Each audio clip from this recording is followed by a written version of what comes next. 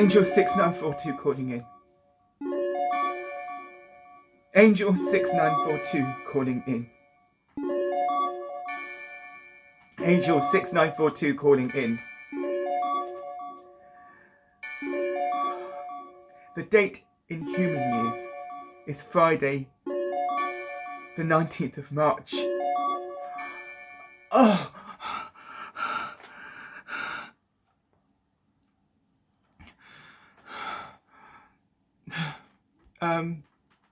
I'm exhausted. I've had an accident in the human host's body and I've injured him quite badly. He was bleeding. And I've been using my powers, but they're running out. And I don't know how to recharge away from home. As usual, I've heard nothing from you guys, and you didn't send me the equipment I needed to investigate whether Bojo's girlfriend, Carrie, was a demon or not. I mean, I really needed Heaven's shield to make me invisible and those pairs of wings to sort of fly me into Downing Street so I could set a trap with salt. Though I don't really understand why evil hates salt. Well, maybe it's a blood pressure thing. Anyway, I thought the best thing to do, since he never got back to me, was to paint a few angel symbols around the area so that any evil is trapped there. And so if Carrie doesn't come out for some time, we knew that, or I knew that she was either possessed or demonic. Though thinking about it, doing it during lockdown when you weren't allowed to go out is probably not the cleverest idea, is it? No. Anyway, I ended up travelling in the human host with a pot of paint mixed with some salt and a paintbrush. And I went to London by bus on 176 bus. And luckily there was a few people on it. And some people with placards, mainly women, so I didn't stick out too much. Now, the people with placards, I heard them say they were off to Westminster. And I knew that where Bojo lives is Downing Street, which is near Westminster. So I decided to sort of follow them. But they weren't very happy about that. But when I spoke to them and said that I was actually off to sort of daub the walls of Bojo's home with paint, they were really friendly and said they would help me, and they took me under their wing, so I made new friends.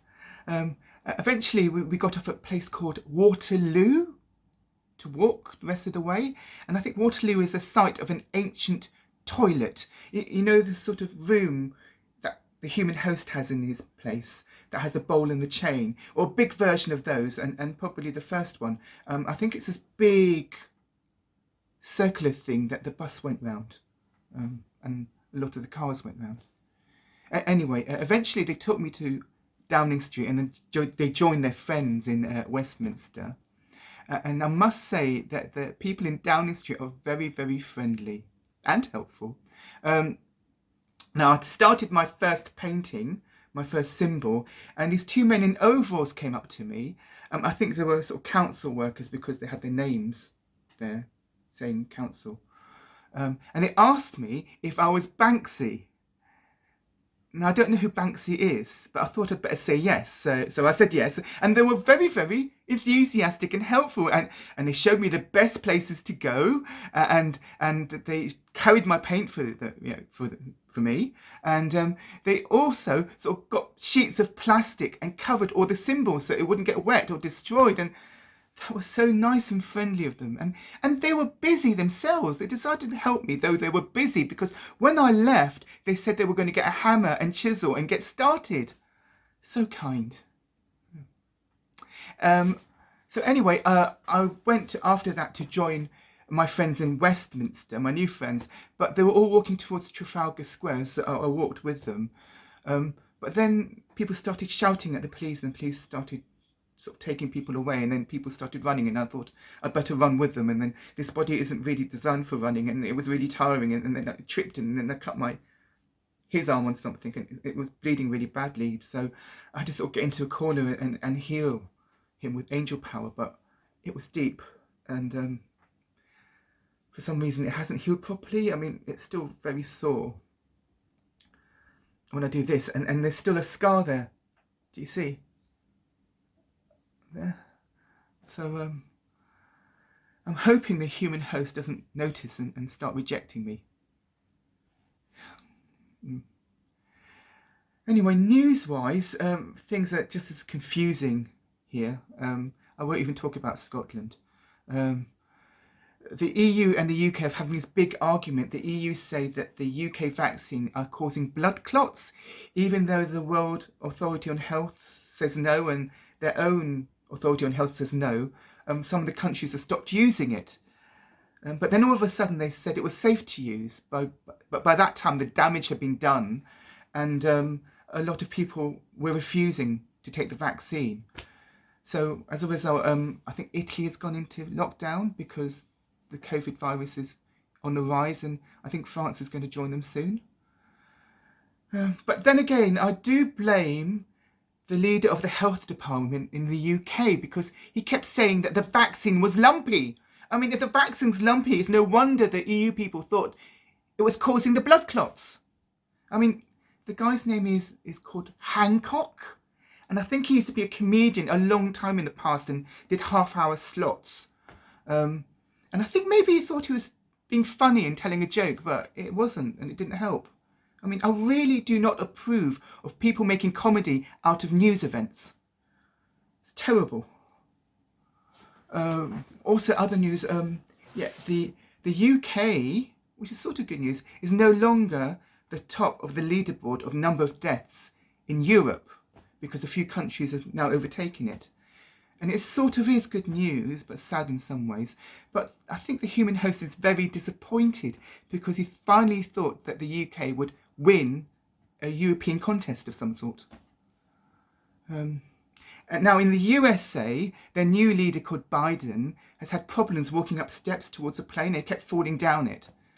And it suddenly occurred to me that that was why they made their deputy leader walk down all those steps with those dangerous heels on the inaugural ceremony. It was training, so she'd be used to doing that. It makes sense. Also, other news in the USA, it's good news. There are 3 gay men who live as a family and have children, and they have been legally recognised as a throuple. So they can put their names, all their names, on the children's birth certificate. And they've written a book about this called 3 Dads and a Baby. Now, I'm sure the human host has seen a film about this. I think it starred a private detective with a very thick moustache, and a very funny policeman, and a Boston bar owner. Maybe it's a remake or something. Now, as usual, a lot of social media have been unhappy about this and said it was sad and ridiculous, and immoral, and was against scripture.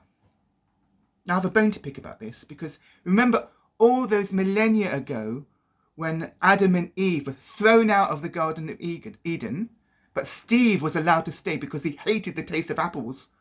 Well, I told the inspiration angels that Steve should have been kept in the story of Genesis.